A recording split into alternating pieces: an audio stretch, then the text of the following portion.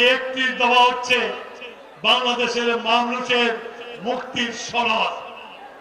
যে 31 দফা হচ্ছে উদারপন্থী গণতান্ত্রিক সমাজ। যে 31 দফায় বলা হয়েছে যে বিএনপিতে ক্ষমতায় গেলে জাতীয় সরকার গঠন করবে। এই 31 দফা দিয়ে হাসিনার এই শ্মশানকে তারেক রহমানের নেতৃত্বে আবার বাংলাদেশ গতি পাবে এবং দুর্নীতি মুক্ত বাংলাদেশ হবে। অনুতপ্ত হয় নাই।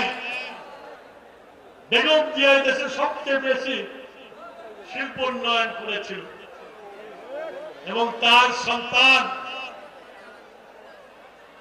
অলরেডি ঘোষণা করেছে 31 দফা যে হাসিনা বাংলাদেশের মানুষের রক্ত নিয়ে খেলা করতে চায়, তাই সে রক্ত দেখে না।